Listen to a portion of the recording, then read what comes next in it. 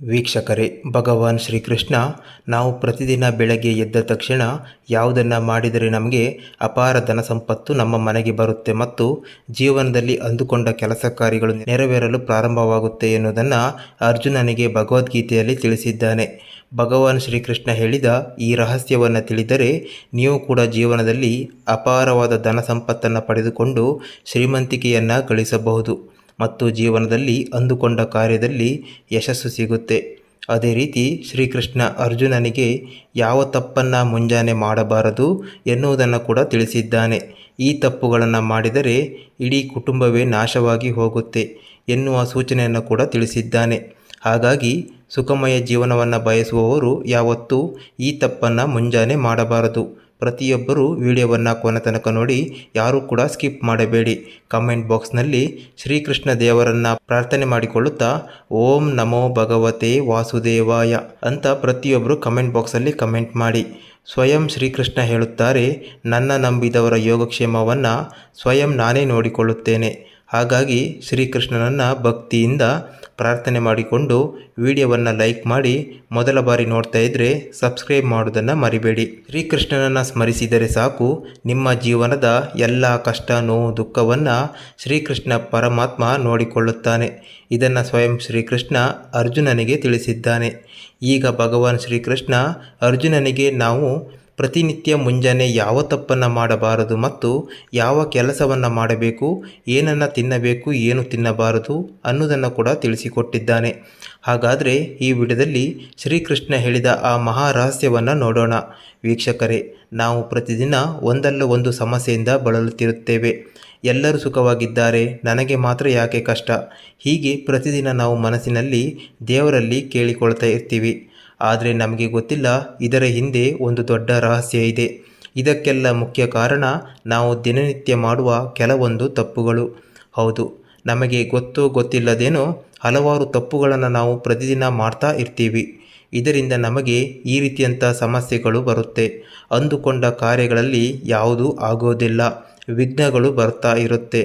ವೀಕ್ಷಕರೇ, ನಮ್ಮ ಹಿಂದೂ ಧರ್ಮ ಗ್ರಂಥಗಳಲ್ಲಿ ಮನುಷ್ಯ ಯಾವ ತಪ್ಪನ್ನು ಮಾಡಬಾರದು, ಯಾವುದನ್ನು ಮಾಡಬೇಕು, ಜೀವನದಲ್ಲಿ ಸುಖಮಯವಾಗಿ ಇರಬೇಕಾದರೆ ಯಾವ ನಿಯಮಗಳನ್ನು ಪಾಲಿಸಬೇಕು, ನಮ್ಮ ಅದೃಷ್ಟವನ್ನು ಯಾವ ರೀತಿ ನಾವೇ ಬದಲಾಯಿಸಿಕೊಳ್ಳಬೇಕು, ಹೀಗೆ ಮನುಷ್ಯನ ಜೀವನದಲ್ಲಿ ಅವನಿಗೆ ಬೇಕಾದ ಸುಖ, ಶಾಂತಿ, ನೆಮ್ಮದಿ, ಆರೋಗ್ಯ, ಐಶ್ವರ್ಯ ಎಲ್ಲದನ್ನು ಪಡೆದುಕೊಳ್ಳುವ ಸುಲಭವಾದ ವಿಧಾನಗಳನ್ನು ಶಾಸ್ತ್ರಗಳಲ್ಲಿ, ಧರ್ಮಶಾಸ್ತ್ರಗಳಲ್ಲಿ ಉಲ್ಲೇಖಿಸಿದ್ದಾರೆ.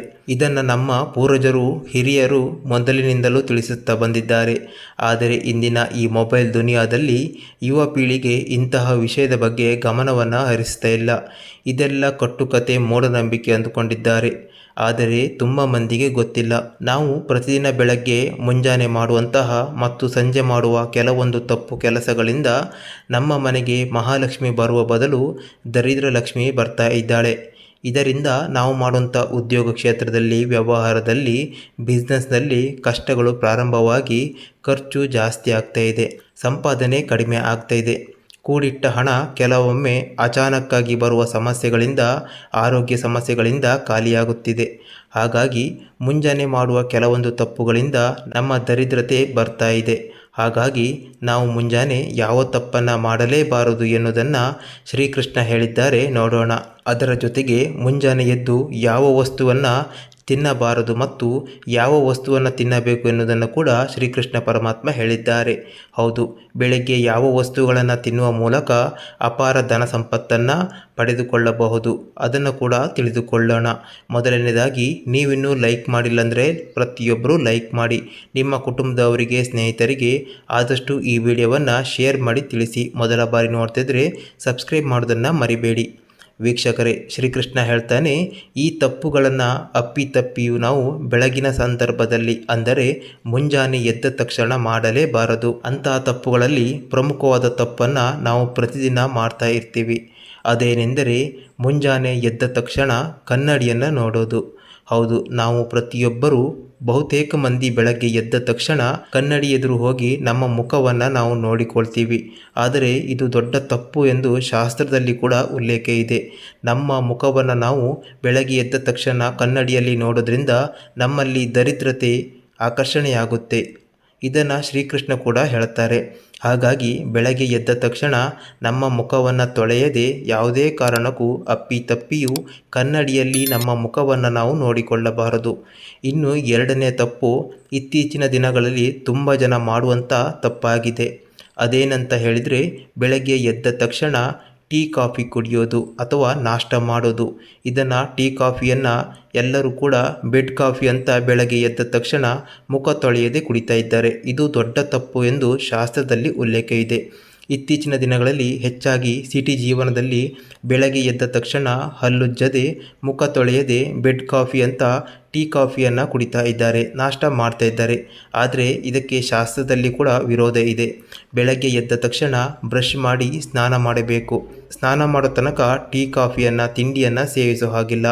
ಬೆಳಗ್ಗೆ ಎದ್ದ ತಕ್ಷಣ ಸ್ನಾನ ಮಾಡಿದ ನಂತರ ಸೂರ್ಯದೇವರಿಗೆ ನಮಸ್ಕಾರ ಮಾಡಬೇಕು. ಹೌದು, ಸೂರ್ಯದೇವರಿಗೆ ನಮಸ್ಕಾರ ಮಾಡಿದ ನಂತರ ನಮ್ಮ ಮನೆ ದೇವರಿಗೆ ನಮಸ್ಕಾರ ಮಾಡಬೇಕು, ದೀಪವನ್ನು ಬೆಳಗಿಸಬೇಕು. ನಂತರವೇ ಟೀ ಕಾಫಿಯನ್ನು ಕುಡಿಯಬೇಕು ಎಂದು ಶಾಸ್ತ್ರದಲ್ಲಿ ಉಲ್ಲೇಖ ಇದೆ. ನಾವು ತಿನ್ನುವ ಆಹಾರ ಬೆಳೆಯಲು ಮುಖ್ಯವಾಗಿ ಸೂರ್ಯದೇವರು ಕಾರಣ ಆಗಿದ್ದಾರೆ. ಹಾಗಾಗಿ ಬೆಳಗ್ಗೆ ಎದ್ದ ತಕ್ಷಣ ಸ್ನಾನ ಮಾಡಿ ಸೂರ್ಯದೇವರಿಗೆ ಮೊದಲನೇದಾಗಿ ನಮಸ್ಕಾರ ಮಾಡಬೇಕು. ಸೂರ್ಯದೇವರಿಗೆ ನಮಸ್ಕಾರ ಮಾಡಿದ ನಂತರ ಟೀ ಕಾಫಿ ಸೇವಿಸಬಹುದು. ಹಾಗಾಗಿ ನೀವೇನಾದರೂ ಬೆಡ್ ಕಾಫಿ ಕುಡಿತಾ ಇದ್ದರೆ ಇವತ್ತಿನಿಂದಲೇ ಅದನ್ನು ತ್ಯಜಿಸಬೇಕಾಗುತ್ತೆ. ಇಲ್ಲವಾದರೆ ಯಾವತ್ತೂ ನೀವು ಶ್ರೀಮಂತರಾಗಲು ಸಾಧ್ಯವಿಲ್ಲ. ನಿಮ್ಮ ಮನೆಯಲ್ಲಿ ಮಹಾಲಕ್ಷ್ಮಿ ಬರೋ ಬದಲು ದರಿದ್ರ ಲಕ್ಷ್ಮಿ ಬರ್ತಾಳೆ. ದರಿದ್ರ ಲಕ್ಷ್ಮಿ ಬಂದರೆ ನೀವು ಹೇಗೆ ಉದ್ಧಾರ ಆಗೋಕ್ಕೆ ಸಾಧ್ಯ ಅಲ್ವಾ? ಇನ್ನು ಮೂರನೆಯದು, ಬೆಳಗ್ಗೆ ಎದ್ದ ತಕ್ಷಣ ನಾವು ದೇವರ ಸ್ಮರಣೆ ಅಥವಾ ದೇವರ ನಾಮವನ್ನು ಉಚ್ಚರಿಸಬೇಕು. ಆದರೆ ಬಹುತೇಕ ಮಂದಿ ಬೆಳಗ್ಗೆ ಎದ್ದ ತಕ್ಷಣ ಅವರ ಬಗ್ಗೆ ನೆಗೆಟಿವ್ ಆಗಿ ಮಾತನಾಡ್ತಾ ಇರ್ತಾರೆ ಅಥವಾ ಪಕ್ಕದ ಮನೆಯವ್ರ ಬಗ್ಗೆ ಮಾತನಾಡ್ತಾ ಇರ್ತಾರೆ. ಇಲ್ಲ ಅಂದರೆ ಅವರ ಮನೆಯವ್ರ ಬಗ್ಗೆನೇ ಕೆಟ್ಟದಾಗಿ ಮಾತನಾಡ್ತಾ ಇರ್ತಾರೆ. ಆದರೆ ಈ ತಪ್ಪನ್ನು ಯಾವತ್ತೂ ಮಾಡಬಾರದು ಅಂತ ಕೃಷ್ಣ ಹೇಳ್ತಾನೆ. ಬೆಳಗಿನ ಶುಭ ಗಳಿಗೆಯಲ್ಲಿ ಭಗವಂತನ ಸ್ಮರಣೆ ಮಾಡಬೇಕು, ಭಗವಂತನ ಕೀರ್ತನೆ ಅಥವಾ ಭಗವಂತನ ನಾಮಜಪ ಮಾಡಬೇಕು. ಹೀಗೆ ಮಾಡೋದ್ರಿಂದ ದಿನ ಇಡೀ ಖುಷಿಯಾಗಿ ನೆಮ್ಮದಿಯಾಗಿ ಉಲ್ಲಾಸದಿಂದ ನೀವು ಇರ್ತೀರಿ. ಅಷ್ಟೇ ಅಲ್ಲ, ಆ ದಿನ ನೀವು ಮಾಡಲೇಬೇಕಾದ ಎಲ್ಲ ಸಂಕಲ್ಪದಂತೆ ನಿಮ್ಮ ಕೆಲಸ ಕಾರ್ಯಗಳು ಯಾವುದೇ ರೀತಿ ವಿಘ್ನ ಬಾರದೆ ಸುಲಭವಾಗಿ ನಡೆಯುತ್ತೆ. ಅದೇ ರೀತಿ ಶ್ರೀಕೃಷ್ಣ ಹೇಳ್ತಾನೆ, ನಾವು ಪ್ರತಿದಿನ ರಾತ್ರಿ ಮಲಗುವಾಗ 1 ಗ್ಲಾಸ್ ನೀರನ್ನು ತಾಮ್ರದ ಪಾತ್ರೆಯಲ್ಲಿ ಹಾಕಿ ಅದಕ್ಕೆ ಸ್ವಲ್ಪ ಗಂಗಾಜಲವನ್ನು ಬೆರೆಸಿ ನಾವು ನಮ್ಮ ಮನೆಯ ದೇವರ ಕೋಣೆಯಲ್ಲಿ ಇಟ್ಟು ಮಲಗಬೇಕು. ನಂತರ ಮಾರನೇ ದಿನ ಬೆಳಗ್ಗೆ ಎದ್ದ ತಕ್ಷಣ ಸ್ನಾನ ಮಾಡಿದ ನಂತರ ಆ ಗಂಗಾಜಲವನ್ನು ಮನೆ ಮಂದಿಯೆಲ್ಲ ಸೇವಿಸಬೇಕು. ಯಾಕಂದರೆ ಗಂಗಾಜಲಕ್ಕೆ ಅಪಾರವಾದ ದೈವಶಕ್ತಿ ಇದೆ. ದೇವಾನುದೇವತೆಗಳು, ಋಷಿಮುನಿಗಳು ಗಂಗಾ ನದಿಯಲ್ಲಿ ಸ್ನಾನ ಮಾಡಿ ಗಂಗಾ ನದಿಯನ್ನು ಪವಿತ್ರ ನದಿಯನ್ನಾಗಿ ಮಾಡಿದ್ದಾರೆ. ಹಾಗಾಗಿ ಈ ರೀತಿಯಾಗಿ ಮನೆ ಮಂದಿಯೆಲ್ಲ ಗಂಗಾಜಲವನ್ನು ಪ್ರತಿದಿನ ಬೆಳಗ್ಗೆ ಶುಭ ಮುಹೂರ್ತದಲ್ಲಿ ಸೇವಿಸುವುದರಿಂದ ನಿಮಗೆ ಯಾವತ್ತೂ ಹಣಕಾಸಿನ ಸಮಸ್ಯೆ ಬರೋದಿಲ್ಲ. ಅಂದರೆ ಮುಖ್ಯವಾಗಿ ನಿಮಗೆ ಮಹಾಲಕ್ಷ್ಮಿಯ ಅನುಗ್ರಹ ಸಿಗುತ್ತೆ. ನಿಮ್ಮ ಮನೆಯಲ್ಲಿ ಸುತ್ತ ಇರುವಂಥ ಎಲ್ಲ ಧನಾತ್ಮಕ ಶಕ್ತಿಗಳು ನಿಮ್ಮಲ್ಲಿ ಆಕರ್ಷಣೆಯಾಗುತ್ತೆ. ನಿಮ್ಮಲ್ಲಿರುವ ನಕಾರಾತ್ಮಕ ಶಕ್ತಿ ದೂರ ಆಗುತ್ತೆ.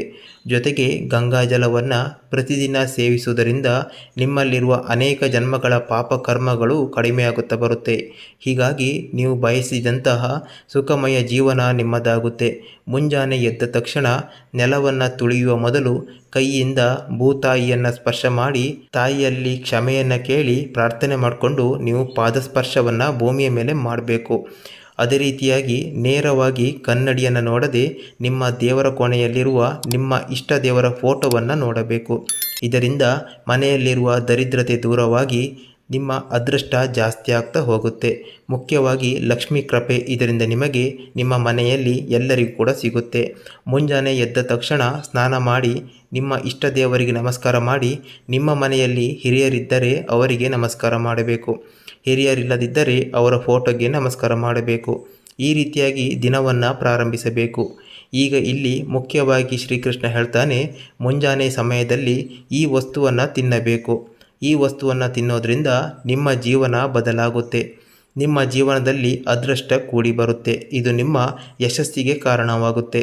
ಮೊದಲನೇದಾಗಿ ಭಗವಂತನಿಗೆ ಅರ್ಪಿಸಿದ ತುಳಸಿ. ಹೌದು, ಒಂದು ತುಳಸಿ ಎಲೆಯನ್ನು ಶ್ರೀಕೃಷ್ಣರನ್ನು ನೆನೆದು ಬೆಳಗಿನ ಜಾವ ತಿನ್ನಬೇಕು. ಅಥವಾ ನಿಮ್ಮ ಮನೆಯಲ್ಲಿರುವ ಅಂಗಳದಲ್ಲಿರುವ ತುಳಸಿ ಗಿಡದಿಂದ ಯಾವುದೇ ಎಲೆಯನ್ನು ಕಿತ್ತು ಶ್ರೀಕೃಷ್ಣ ಪರಮಾತ್ಮನನ್ನು ನೆನೆಸಿಕೊಂಡು ತಿನ್ನಬೇಕು. ಇಲ್ಲವಾದರೆ ದೇವರಿಗೆ ಅರ್ಪಿಸಿದ ತುಳಸಿಯ ಮಾಲೆಯಲ್ಲಿ ಒಂದು ಎಲೆಯನ್ನು ಕಿತ್ತು ತಿನ್ನೋದ್ರಿಂದ ವಿಶೇಷವಾಗಿ ಭಗವಾನ್ ವಿಷ್ಣುವಿನ ಅನುಗ್ರಹ ನಿಮಗೆ ಸಿಗುತ್ತೆ. ಜೊತೆಗೆ ತುಳಸಿ ಎಲೆಯಲ್ಲಿ ವಿಶೇಷವಾಗಿ ರೋಗ ನಿರೋಧಕ ಶಕ್ತಿ ಇರುವುದರಿಂದ ಇದರ ಸೇವನೆಯಿಂದ ನಿಮ್ಮಲ್ಲಿರುವ ಅನಾರೋಗ್ಯ ಸಮಸ್ಯೆಗೂ ಇದು ಪರಿಹಾರವಾಗುತ್ತೆ. ಜೊತೆಗೆ ತುಳಸಿ ಮಹಾವಿಷ್ಣುವಿಗೆ ಅತ್ಯಂತ ಪ್ರಿಯವಾದ ಪುಷ್ಪವಾದ್ದರಿಂದ ಇದರ ಸೇವನೆಯಿಂದ ನಿಮ್ಮಲ್ಲಿ ಅಪಾರ ದೈವಶಕ್ತಿ ಆಕರ್ಷಣೆಯಾಗುತ್ತೆ. ಇನ್ನು ಭಗವಾನ್ ಶ್ರೀಕೃಷ್ಣ ಹೇಳ್ತಾರೆ, ನೀವು ಯಾವುದೇ ಶುಭ ಕಾರ್ಯಕ್ಕೆ ಹೊರಟಿದ್ದರೆ ಮನೆಯಿಂದ ಹೊರಡುವ ಮೊದಲು ಏನಾದರೂ ಸಿಹಿಯನ್ನು ತಿಂದು ಹೊರಡಬೇಕು. ಇದರಿಂದ ಆ ದಿನ ನೀವು ಯಾವ ಕಾರ್ಯಕ್ಕಾಗಿ ಯಾವ ಕೆಲಸಕ್ಕಾಗಿ ಹೋಗ್ತೀರಿ ಅದು ನೆರವೇರುತ್ತೆ. ಅದೇ ರೀತಿ ಮನೆಯಲ್ಲಿ ಶ್ರೀಗಂಧ ಇದ್ದರೆ ತಪ್ಪದೆ ಅದನ್ನು ಗಂಧವನ್ನಾಗಿ ಮಾಡಿ ಮನೆಯಿಂದ ಹೊರಡುವ ಮೊದಲು ಹಣೆಯಲ್ಲಿ ತಿಲಕವನ್ನಾಗಿ ಮಾಡಿ ಧರಿಸಿಕೊಂಡು ಹೋಗಬೇಕು. ಶ್ರೀಗಂಧಕ್ಕೆ ವಿಶೇಷವಾದ ಶಕ್ತಿ ಇದೆ. ಇದರಲ್ಲಿ ಅಪಾರವಾದ ದೈವಶಕ್ತಿ ಇರೋದರಿಂದ ಶ್ರೀಗಂಧವನ್ನು ತಿಲಕವನ್ನಾಗಿ ಧರಿಸಿ ಮನೆಯಿಂದ ಹೊರಡುವುದರಿಂದ ನಿಮಗೆ ಯಾವುದೇ ರೀತಿಯಲ್ಲಿ ಅಪಮೃತ್ಯು ಸಂಭವಿಸೋದಿಲ್ಲ. ಅದೇ ರೀತಿ ವೀಕ್ಷಕರೇ, ನಿಮಗೆ ಸಮಾಜದಲ್ಲಿ ಅಪಾರ ಗೌರವ ಸಿಗಬೇಕಂದ್ರೆ, ದೀರ್ಘಾಯುಷಿಯಾಗಿ ನೀವು ಬೆಳೆಯಬೇಕೆಂದರೆ, ಆರೋಗ್ಯವಾಗಿ ಆತ್ಮವಿಶ್ವಾಸದಿಂದ ಇರಬೇಕಂದ್ರೆ ನೀವು ಪ್ರತಿದಿನ ಬೆಳಗ್ಗೆ ಸೂರ್ಯ ದೇವರಿಗೆ ನಮಸ್ಕರಿಸಬೇಕು. ಕಣ್ಣಿಗೆ ಕಾಣುವ ಪ್ರತ್ಯಕ್ಷ ದೇವರೆಂದರೆ ಅದು ಸೂರ್ಯದೇವರು. ಸೂರ್ಯನಿಗೆ ಪ್ರತಿದಿನ ನಮಸ್ಕರಿಸುವ ಮೂಲಕ ಸೂರ್ಯದೇವರ ವಿಶೇಷ ಅನುಗ್ರಹ ನಿಮ್ಮ ಮೇಲೆ ಸಿಗುತ್ತೆ. ಸೂರ್ಯದೇವರಿಗೆ ಪ್ರತಿದಿನ ನಮಸ್ಕರಿಸುವ ವ್ಯಕ್ತಿಗೆ ಯಾವತ್ತೂ ಅಪಜಯ, ಅವಮಾನ, ಸೋಲು ಯಾವತ್ತೂ ಆಗೋದಿಲ್ಲ. ಅದೇ ರೀತಿ ಮುಂಜಾನೆ ಸೂರ್ಯನ ಬೆಳಕಿನಲ್ಲಿ ಇರೋದರಿಂದ ನಮಗೆ ಅನೇಕ ರೀತಿಯ ಆರೋಗ್ಯ ಲಾಭ ಕೂಡ ಸಿಗುತ್ತೆ. ಪ್ರತಿದಿನ ಮನೆಯಿಂದ ಹೊರಡುವಾಗ ಏನಾದರೂ ಸಿಹಿಯನ್ನು ತಿಂದು ಹೊರಡುವುದು ಉತ್ತಮ. ಯಾವುದೂ ಸಿಹಿ ಇಲ್ಲವಾದರೆ ಮೊಸರಿಗೆ ಸ್ವಲ್ಪ ಸಕ್ಕರೆಯನ್ನು ಬೆರೆಸಿ ಸೇವಿಸುವುದರಿಂದ ಆ ದಿನ ನೀವು ಎಣಿಸಿದ ಕಾರ್ಯವೆಲ್ಲ ನೆರವೇರುತ್ತೆ. ನೀವು ಉಲ್ಲಾಸದಿಂದ ಖುಷಿಯಾಗಿ ಆ ದಿನವನ್ನು ಕಳಿತೀರಿ. ಅದೇ ರೀತಿ ಪ್ರತಿದಿನ ಮನೆಯಲ್ಲಿ ತುಳಸಿ ದೇವರಿಗೆ ನೀರು ಹಾಕಿ ಪ್ರದಕ್ಷಿಣೆ ಬಂದು ನಮಸ್ಕರಿಸುವುದನ್ನು ನೀವು ಕಡ್ಡಾಯವಾಗಿ ಮಾಡಲೇಬೇಕು. ಇದರಿಂದ ತುಳಸಿ ಮಾತೆಯ ಅನುಗ್ರಹ ನಿಮಗೆ ಸಿಗುತ್ತೆ. ಅದೇ ರೀತಿ ಪ್ರತಿದಿನ ದೇವರ ಕೋಣೆಯನ್ನು ಶುದ್ಧ ಮಾಡಿ ದೀಪವನ್ನು ಬೆಳಗಿಸಿ ಅಗರಬತ್ತಿಯನ್ನು ಹಚ್ಚಬೇಕು. ಇದರಿಂದ ನಿಮ್ಮ ಮನೆಯಲ್ಲಿರುವ ನಕಾರಾತ್ಮಕ ಶಕ್ತಿ ದೂರ ಆಗಿ ನಿಮ್ಮ ಮನೆ ತುಂಬ ಸಕಾರಾತ್ಮಕ ಶಕ್ತಿಗಳು ತುಂಬಿಕೊಳ್ಳುತ್ತೆ. ಅದೇ ರೀತಿ ನೀವು ಸುಖ, ಶಾಂತಿ, ನೆಮ್ಮದಿಯಿಂದ ಖುಷಿಯಾಗಿ ಬದುಕಲು ಸಾಧ್ಯವಾಗುತ್ತೆ. ಅದೇ ರೀತಿ ಮುಂಜಾನೆ ಯಾವ ಮನೆಯಲ್ಲಿ ಶಾಂತಿ ಇರುತ್ತೆ ಅಲ್ಲಿ ಭಗವಂತ ನೆಲೆಸ್ತಾನೆ. ಮನೆಯಲ್ಲಿ ಬೆಳಗಿನ ಸಂದರ್ಭದಲ್ಲಿ ಯಾವತ್ತೂ ಗಲಾಟೆ ಮಾಡಬಾರ್ದು. ಹೌದು, ಎಲ್ಲಿ ಗಲಾಟೆ, ಅಶಾಂತಿ ಇರುತ್ತೆ ಅಲ್ಲಿ ಭಗವಂತ ಒಂದು ಕ್ಷಣವೂ ಇರೋದಿಲ್ಲ. ಹಾಗಾಗಿ ನಿಮ್ಮ ಮನೆಯಲ್ಲಿ ಸುಖ, ಶಾಂತಿ, ನೆಮ್ಮದಿ ಬೇಕೆಂದರೆ ಮುಂಜಾನೆ ಸಮಯದಲ್ಲಿ ಅಂದರೆ ಸೂರ್ಯೋದಯ ಸಮಯದಲ್ಲಿ ಮತ್ತು ಸಂಜೆಯ ಸಮಯದಲ್ಲಿ ಯಾವುದೇ ಕಾರಣಕ್ಕೂ ಗಲಾಟೆ ಮಾಡಬಾರ್ದು. ಮನೆಯಲ್ಲಿ ಶಾಂತಿಯ ವಾತಾವರಣ ಇರಬೇಕು. ಎಲ್ಲಿ ಶಾಂತಿ, ನೆಮ್ಮದಿಯ ವಾತಾವರಣ ಇರುತ್ತೆ ಅಲ್ಲಿ ಸ್ವಯಂ ಮಹಾಲಕ್ಷ್ಮಿ ತಾಯಿ ನೆಲೆಸ್ತಾಳೆ. ಎಲ್ಲಿ ಮಹಾಲಕ್ಷ್ಮಿ ತಾಯಿ ನೆಲೆಸ್ತಾಳೆ ಅಲ್ಲಿ ಯಾವುದಕ್ಕೂ ಕೊರತೆ ಬರೋದಿಲ್ಲ. ವೀಕ್ಷಕರೇ, ಈ ಮಾಹಿತಿಯನ್ನು ನಿಮ್ಮ ಸ್ನೇಹಿತರಿಗೆ, ಕುಟುಂಬದವರಿಗೆ ಶೇರ್ ಮಾಡಿ ತಿಳಿಸಿ. ವಿಡಿಯೋವನ್ನು ಲೈಕ್ ಮಾಡಿ, ಕಮೆಂಟ್ ಬಾಕ್ಸ್ನಲ್ಲಿ ಜೈ ಶ್ರೀಕೃಷ್ಣ ಅಂತ ಕಮೆಂಟ್ ಮಾಡಿ. ಅದೇ ರೀತಿಯಾಗಿ ಮೊದಲ ಬಾರಿ ನೋಡ್ತಿದ್ರೆ ಸಬ್ಸ್ಕ್ರೈಬ್ ಮಾಡೋದನ್ನು ಮರಿಬೇಡಿ. ಮುಂದಿನ ವಿಡಿಯೋದಲ್ಲಿ ಮತ್ತೊಂದು ಉಪಯುಕ್ತ ಮಾಹಿತಿಯನ್ನು ತಿಳಿಸ್ಕೊಡ್ತೀನಿ. ಹಾಗಾಗಿ ಸಬ್ಸ್ಕ್ರೈಬ್ ಮಾಡೋದನ್ನು ಮರಿಬೇಡಿ.